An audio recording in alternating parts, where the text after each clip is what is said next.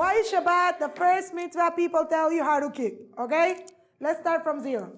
Now, this is Shabbat from God's point of view. I'm going to tell you lots of things. They're not going to seem to be connected whatsoever, but then I'm going to connect everything, and you're going to be like, wow, this is deep.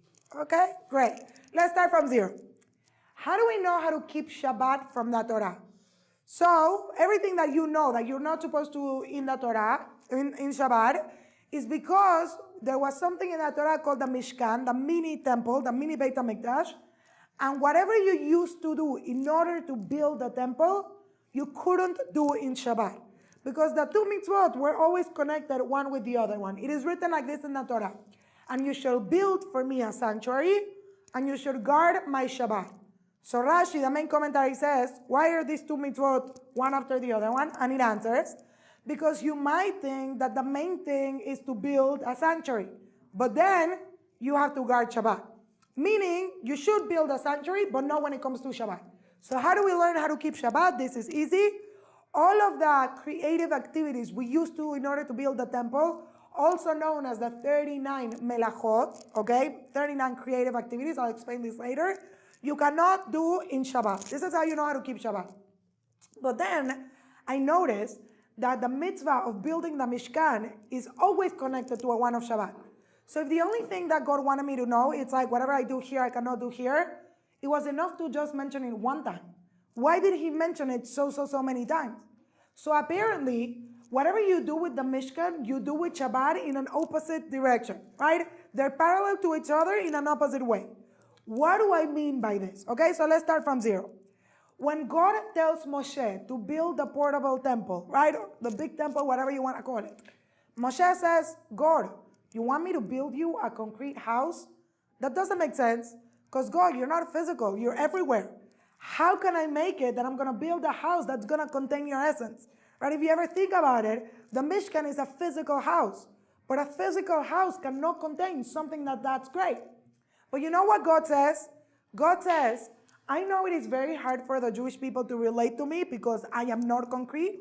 And therefore, I need you to build me a house. You know for what? In a certain sense, again, this is in our language, God contained his essence in the Mishkan so that it would be a place that you could feel God there more than everywhere else. Now, it does not mean that God is there more than everyone else. God is everywhere. But he makes his essence be felt more there so that you'll be able to relate to him. You understand? And therefore, what's the Mishkan in little words? The Mishkan is the physical house of God where God contains his essence in order to make us have the ability to connect to him in an easier way, right? But by definition, being that something is physical, it is automatically limited. Does this make sense to everyone? And this is why, even though God is in the Mishkan and his essence is contained, it's already limiting God. This is why, by the way, you could ask me. This house, this temple, this is where the kotel is? There was a mini one, the tabernacle that was taken in the desert. And then when we got to Israel, yes, this became the big temple. So this is where the essence of God is? Yes, this is where God makes himself be more felt, if you want to say it that way. But what are we saying? Being that it's a physical house, in a certain sense, it limits God. Does that make sense? Makes sense, right? This is why, by the way, the Torah says that the temple is a mini universe. We know that this world is called Olam because it comes from the word Ne'elam. God is hidden. You feel God, but not that much. Because by definition, when you put something so great like God in a physical place, in a certain sense, it limits its essence. To explain this to you, it's like the genie in Aladdin. Have you ever seen the genie in Aladdin? Yesterday we sang in Yesod, A Whole New World. It was such a special moment. But what happens with the genie in Aladdin? All of the time that the genie is in the lamp, can you reach him? Yes. But can the genie do any miracles inside the lamp? No. When he's outside of the lamp, he could do everything. But then you know what happened in Aladdin 1? He went to Hawaii also. You understand? He could do everything, but it's not really easy to relate. So now, what is the Mishkan? Beautiful. The Mishkan is the physical house of God, right? But again, as being a physical thing, we do not feel God's whole essence. It makes it more concrete, but at the same time, it limits God. Does that make sense? Great. But now, When God said to build a Mishkan, there is a famous pasuk that God says like this. You tell me what's wrong. Ve'asu li mikdash ve'shachanti betocha. And you shall make for me a sanctuary, and I shall dwell in them. Again.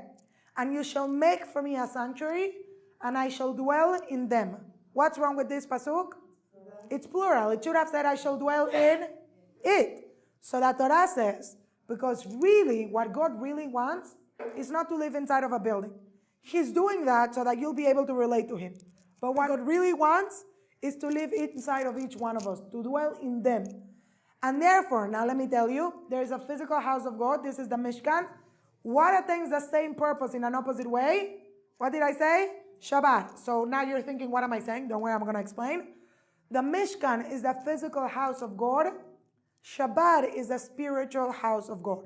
Right? One time they asked the Rebbe of Kotz, where is God? You know what he answered? God is where you let Him in. That's Shabbat. What is Shabbat? Shabbat is the spiritual house I make for God. How big is it? As big as you want it. Now, how do we understand this? So now listen to my question. I'm going to connect everything. What was there before God created the world? What was there? Think about this. What was there before there was anything? What was there before there was anything? Nothing except for God. Yeah? Does this make sense? What was there before God created the world? Nothing except for God. What do we mean by nothing?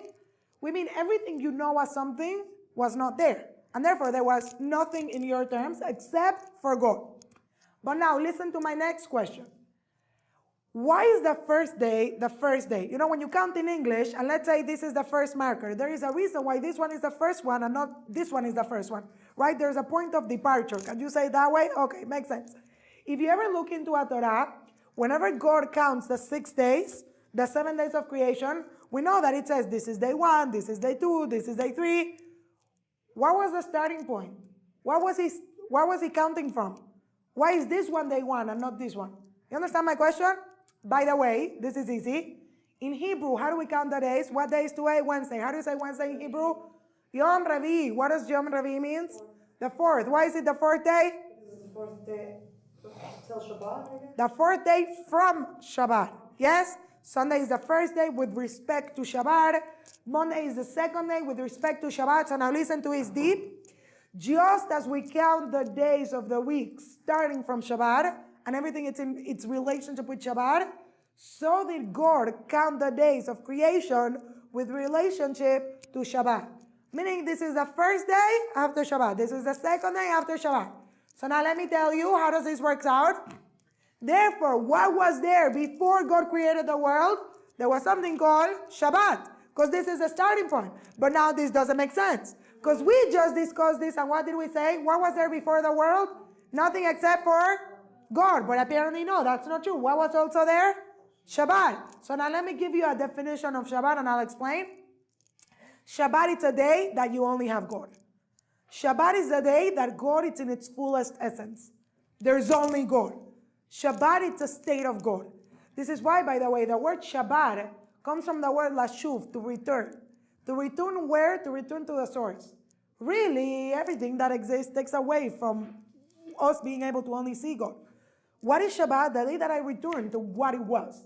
What is the source? What is the source of everything at the end of the day? That's God. Shabbat is the name of God. This is why Shabbat is a state that you only have God. By the way, according to Kabbalah, Shabbat is also one of the names of God. You know, it's cool. If you buy, tissue paper in Israel, sometimes they have, it says for Shabbat, because, you cannot rip. We'll talk about this later. It says Shabbat with like lines in the middle. Because, don't enter the toilet with the name of God, right? So what is Shabbat? Shabbat is a state that you feel God in its essence. God is fully there. So now my question is, if I have God in its fullest essence, so why would I want to change that? Why do I even have a creation after that? If I have God and I could just relate to Him completely, then why would I change that? And the reason is because if God would be there fully, you wouldn't be able to relate to Him. We know that we came into His world in order to have a relationship with God, right? But in order for that to happen, we need to have free will. There is a famous pasuk in the Torah that Moshe speaks to Hashem when Hashem wanted to erase the Jewish people after the golden calf. So Moshe says, no, forgive them, ta ta ta ta ta ta. So one of the pasukim says, Moshe said to Hashem, can I see your face? Famous pasuk, and Hashem says, quote, Lo irani adam b'chai. A person cannot see me and live. If God would be in his full essence, you wouldn't be able to see God and live. Why? A few main reasons. Yeah. So you just said Shabbat is God in his full essence. Yes. And therefore we change that. I'm going to explain that part, right? The pasuk says, Lo irani adam b'chai. A person cannot see me and live. Now question, why can a person not see God and live? Have you ever seen Toy Story 3 or High School Musical 3? Don't pretend you're cool. I know everyone saw that. You know when Zac Efron is singing with the other guy? The boys are back. The boys. So they're singing this like place of like a junkyard place. So there is this like huge magnet that goes and all of the little magnets stick. You know what I'm talking about?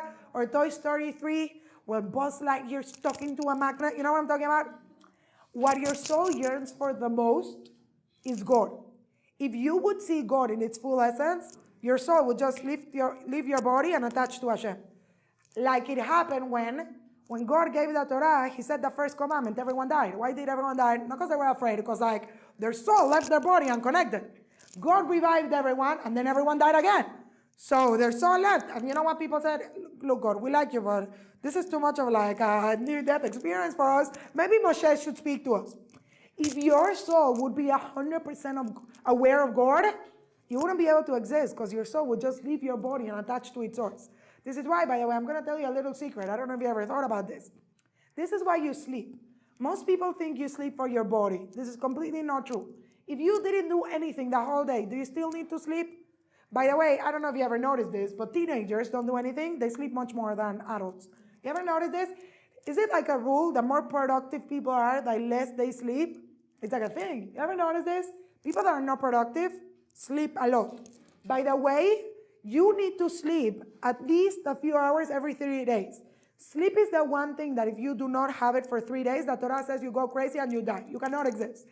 Because why do you sleep? You don't sleep for your body. You sleep for your soul. When a baby is born, every single baby is born crying.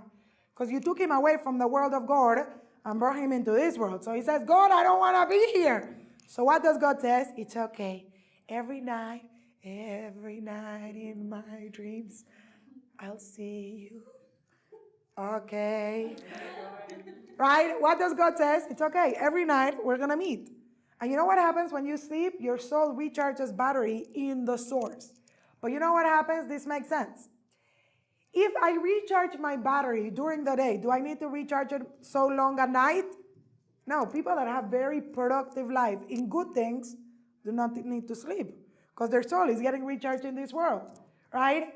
People that have not good productive lives and specifically live very physical lives, do their battery gets drained and they need to recharge it for longer? Yes, by the way, this is why. You know who is the only person that the Torah ever mentions to be tired? There was only one person that the Torah says, and he was tired. You know who? Esav. You remember this part where Yaakov was making soup? He was tired. Why? The Torah says because he just came out from killing. You know why he was tired? Because his body and his soul are always struggling. Because his body wants to kill, but the soul doesn't want to do it. But if you live a good life, your body, your soul doesn't have to struggle with your body to get to what is the right thing. So you need to sleep less. You know, Rav Avadia Yosef, 90 years old, he used to sleep 2 hours at night. How do you do that? Because I'm recharging the battery the whole time. So number one, right? Really, we came into this world in order to have a relationship with God, right? But if I would see God in its full essence, this would never happen. Because my soul would just leave my body and directly attach to God. Number two, if I would be able to see God in its full essence, I wouldn't be able to develop a relationship with God. Why? Because would you ever choose to do something right or wrong if your dad is looking at you all of the time? No. If I am 100% of God, conscious of God and aware of God all of the time, do I have the free choice of doing what I want and not what God wants? No. And therefore, what happens? Listen to this. The Torah explains that God, or the world of God, it's called Atzilut. It's a very, very, very strong light. If you try to see the sun and you get close to it, you get blind. So now, God's light cannot be dimmed because God is just full light. And therefore, what happens? This is what happens. When God created the world, He needed to make it in a way that you would still be able to look for Him but not be blinded by His light. And therefore, each day of creation, God made a layer on top of another layer, on top of another layer. Listen for what? So that you could exist at the same time God exists without being blinded. You got this? Let's say this again. What did God do every single day of creation? He created this layer on top of another layer so that even though his light is still as strong, you are able to see him and not see him. In different words, you know what God did every single day in creation? He hid himself. So that you would be able to exist, but you're playing hide and seek. God is hiding, you have to seek, because this is what allows you to have a relationship.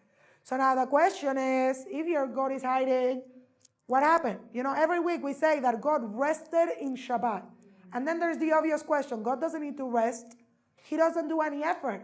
But what do you say? Ba'ishbot, listen to a quote. Ba'ishbot bayom hashvi'i mikol melachto asher asa. He rested from all of the work that he did on the days of creation. What was God doing each single day of creation? He was hiding. You know what God did on Shabbat? Beautiful. Listen to this because this is deep and I'm going to go into it. He stopped hiding. Because God says, the whole purpose of me hiding myself is to allow you to look for me so that we could have a relationship. But if I keep on hiding myself, it will get to a point that you won't be able to find me. And therefore, you know what I do on Shabbat? I stop hiding. I stop creating layers and I say to you, hello, I'm here. Come with your husband. You understand? This is what God does. Again, what did God stop doing? He stopped hiding. Because the whole purpose of hiding is to have a relationship. But if he keeps on hiding, it will get to a point that will be impossible. Because you won't be able to see him. And therefore, listen to it. By the way, this is why God didn't just create the whole world in one day. God didn't create just the whole world in one day. Because he needed a bunch of layers. Because the whole point is, the more that you want God, the more that you unpeel these layers. You understand? And one layer wouldn't have done the job, right? So God says, what am I going to do in Shabbat? I'm going to rest from hiding so that you could be able to relate to me. But what happens? There's no point if I stop hiding myself if you keep on hiding me.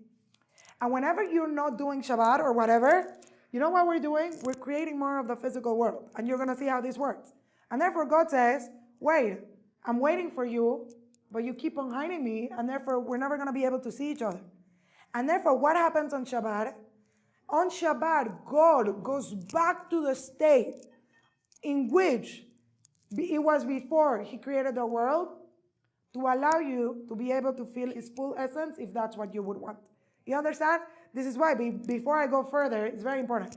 You know what we do on Shabbat? Whenever you start Shabbat, you sing this famous song. Lecha dodi likrat kala. I don't know what you Ashkenazi people sing. I'm joking. What do you say? Nai, nai, nai, lecha dodi. Okay.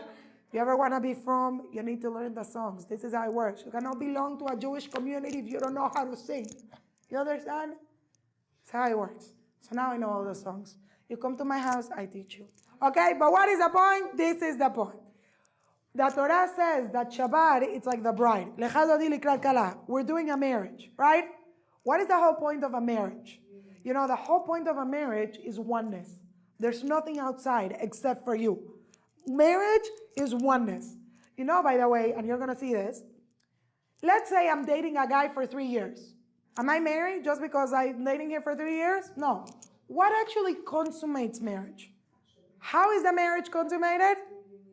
You have to be, not only get married and the ring and the whole thing, you have to be intimate. You know, I'm not going to teach you any of this stuff, especially because we're on live TV, but there is one special halakha when a couple is being intimate, is that the room has to be dark. You understand? Why does the room have to be dark? Some people think, oh, because people are embarrassed, this, that. No. You know what's the purpose of the room being dark? If I'm in a huge room and the room is dark, what is the only thing I feel? That which is right next to me. Myself and that which is right next to me. It creates oneness. There's nothing else except for you. You know what you're doing the whole week? The whole week you're dating God. But there's no point in dating if I don't consummate the marriage. You know how I consummate the marriage? God, there's only you and me.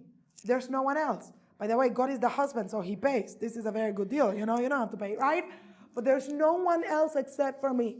But it's a marriage consummated if the couple is not intimate, yes or no?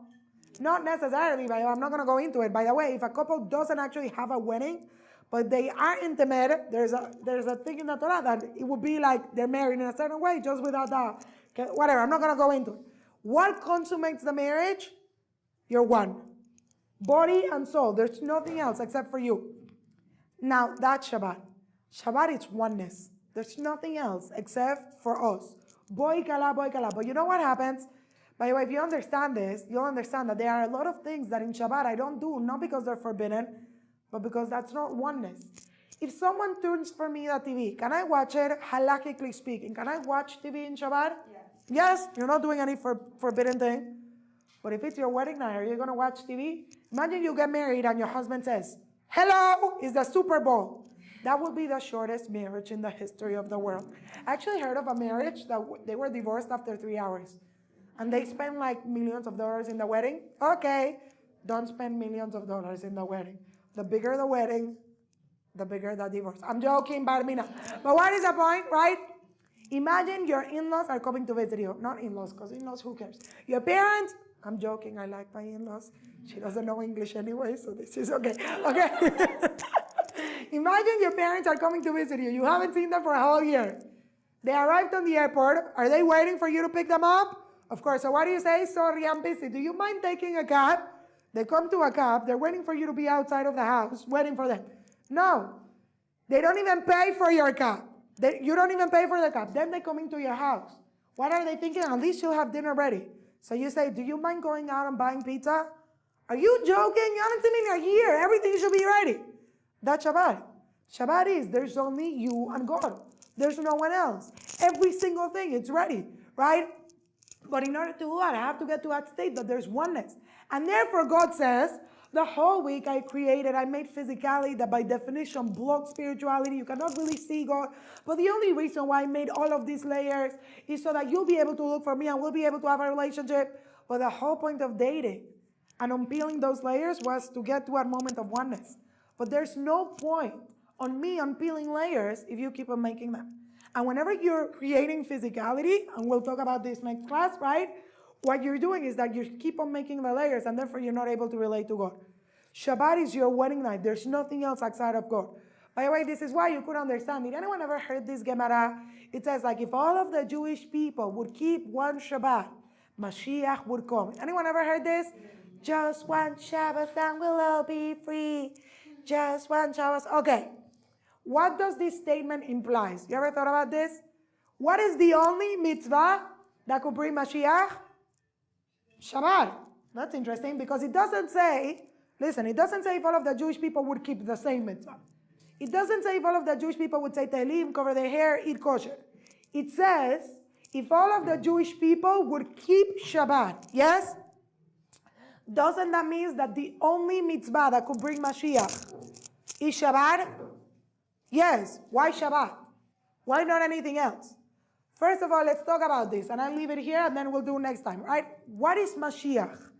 Every day we say in our prayers like this, quote, Bayom Ahu yeh Hashem echad u'shmo echad.